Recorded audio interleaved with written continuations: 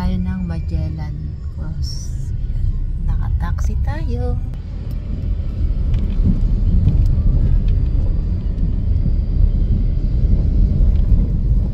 Daming lechonan dito ah.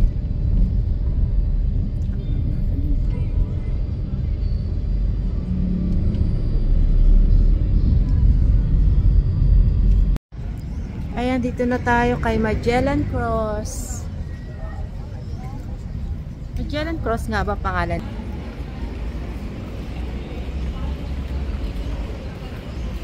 Oo nga, Magellan Cross.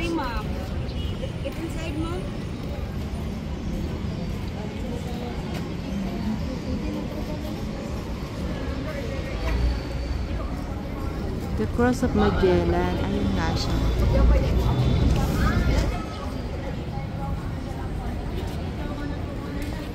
Ito ang kasama sa aming history.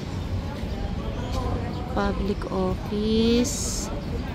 Ito yung paligid niya. Oh, may nagja-jump pa doon.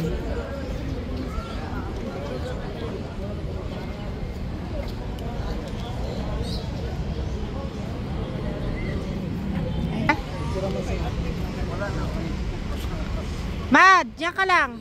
Kalis. Yan. O sige, mother. Pasok tayo pa picture.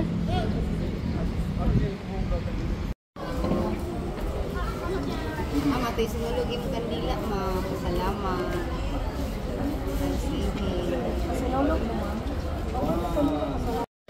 Ayan, nagpicture-picture tayo sa loob, guys. Ang daming tao.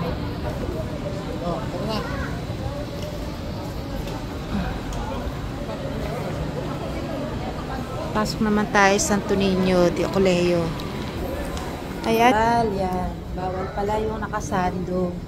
Sleeveless. Kaya iniwan namin yung ID ni mother para mabigyan ako ng balabal. Daarom moet je ook geen blote dingen aan. Bistik nito. Elke dag blote ding. Ang init kaya. Bawal pala. Iniwan ko ID ni mother. Iniwan. ID. Iniwan ko yung ID. Yeah. Hindi na tayo lalabas eh. Ay, hindi pwede. Yan. Kukunin ko yun. Kay mama yun eh. Ibabalik ko naman. Ano, libutin nyo na. Tara, mapasok tayo simbahan. Tara. Ay, ano to? Simbahan yun, di ba? Ay, tara, mapasok tayo. Kaya nga bawal yung ano, yung balabal eh. Ay, bawal yung sando kasi simbahan siya. Sana. Gamnak. Santo Niño. Ano tawag dito, ma? Colegio de Santo Niño. Pabol. Ay. Bukas na naman ang aking Dito pa rin sinisindihan. Kandila. Ay, doon daw tayo, ma. Ayun pala yung Santo Niño. Ito. Lighting at all, typical.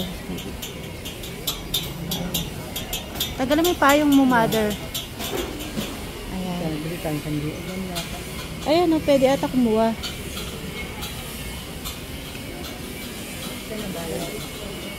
Ayun, makuha ka. Lagay mo dun. Anders, dun tayo kala Aldo.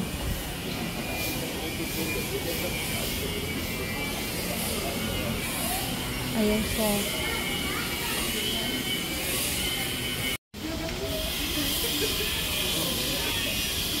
Ito ang ating history from Mexico. Pumunta ng Boloques, pupunta ng Pilipinas. Dito sa Cebu.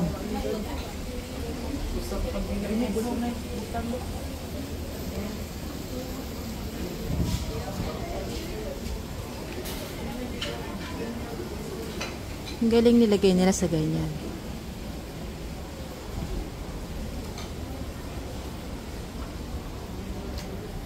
Ito ata si Magellan eh. Ayan.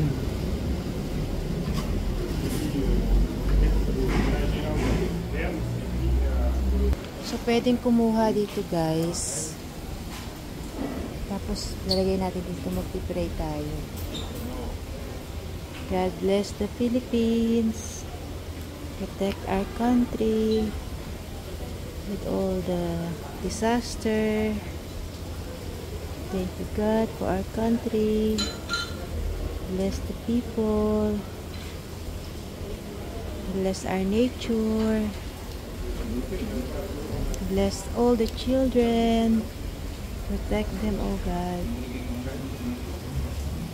Bless this place in Jesus' name. Amen. So guys, pag kukuha kayo ng kandila, mag-donate na rin kayo. Ayan, may lagayan naman ng barya. Siyempre, gastos din yan sa simbahan. Yung paglalagay ng kandila dyan, tapos sisindihan. Ako pala hindi nagpindot eh.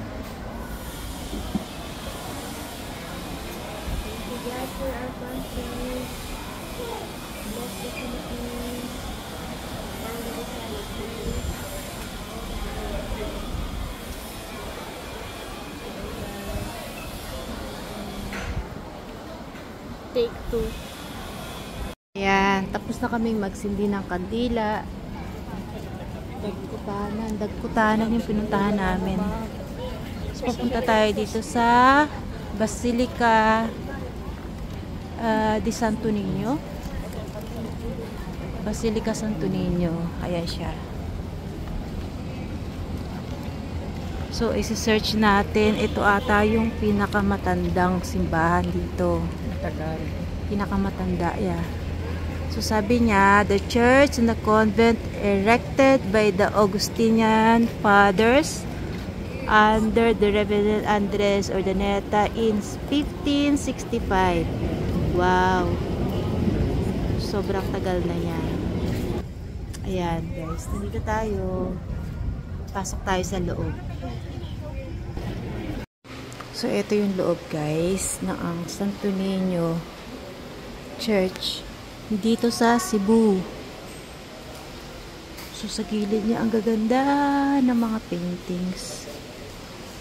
Tapos meron pa dito.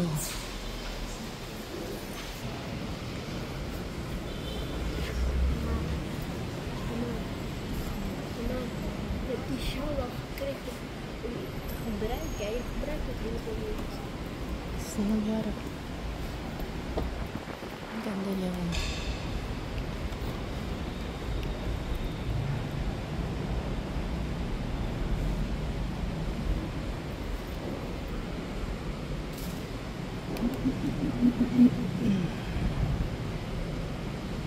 Ang tanda na niya, buhay pa rin siya, no?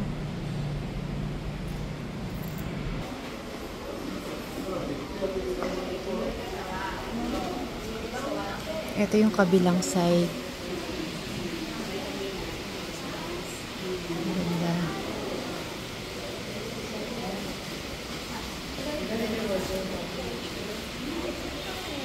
So, nag-pray ka ba, ma? Anong pinag-pray mo, ma? Labas na tayo, guys. Sobrang init. Saan na kaya yung dalawa?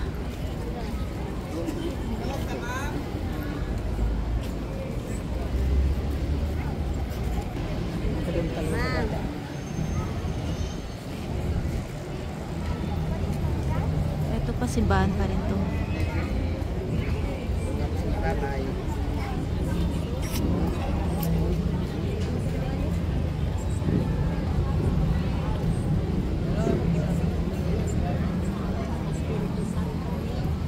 So, ang daming turista guys. Dito tayo sa lilim, napakainit. Sobrang init lang.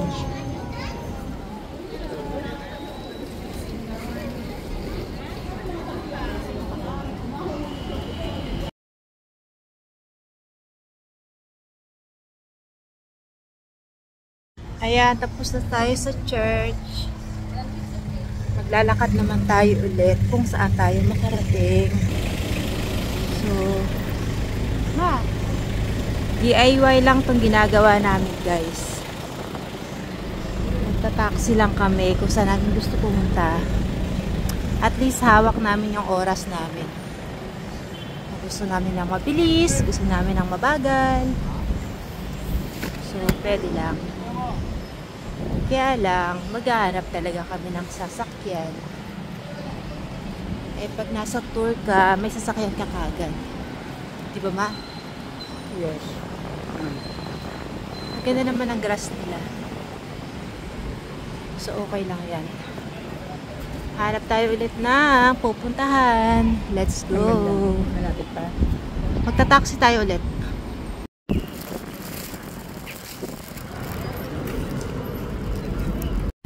Ayan guys, nandito na tayo sa Fort Santiago.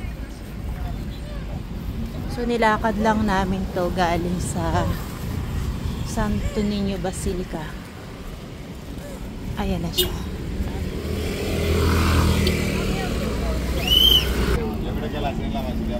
San Pedro Village.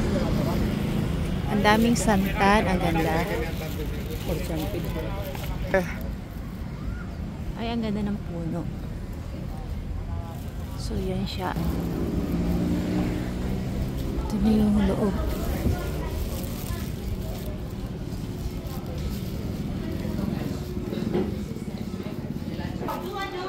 So, may entrance tayo, guys.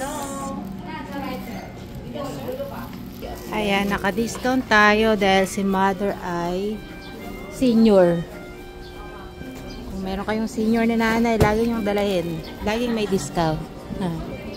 So, eto na yung unang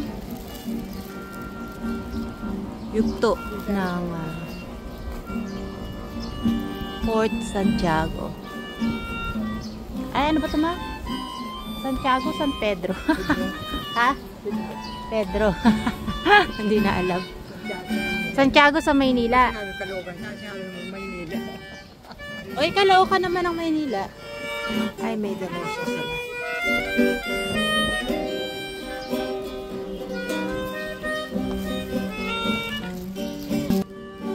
So, ito na yung loob. Ito yung mga paintings ni Emmanuel Pañares. Siya yun. 1521, wow. Taray ni Kuya. Ang galing.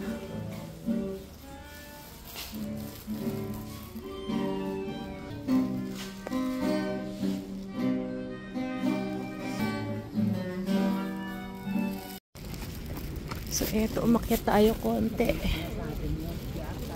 Ha? Well, hindi mo naman tinanong kung ilang taon. May inaalang siya maglakad, pero malay mas bata yan sa'yo, ma.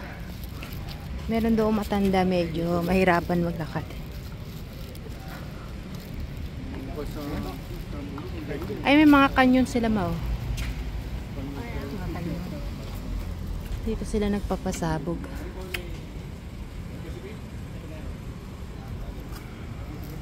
Kaya niya pa init mo? Ay, ano talaga siya? Galing sa puno, nalalaglag. Anong pangalan yan, ma? Ang bango nga eh, pero parang sobrang bango ang baho. Sakit sa ulo. Anong pangalan yan, ah? Nawala naman yung ano mo. Ay, ito, hindi niya yung bulaklak, nalaglag lang. Nalaglag lang siya sa puno. Nailagay siya sa halaman. Ang galing. So, tanghaling tapat yan, guys. Kaya napakainit. So, dapat mga hapon ang travel dito sa city. Dahil sobrang init. Pero dahil andito na tayo, let's go lang. So, ito yung kabilang parte. Meron pa rin nung bahay-bahay. Yung silipan kung may taong aatake. Para bubombay nila na ang kanyon. Ayan, kanyon yan.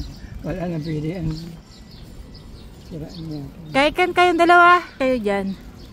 Ang lalaki ng puno dito, guys. So, talagang matanda na siya. Ito rin, pero usog. Ayan, galing tayo sa baba. Umakyat tayo, dito na tayo.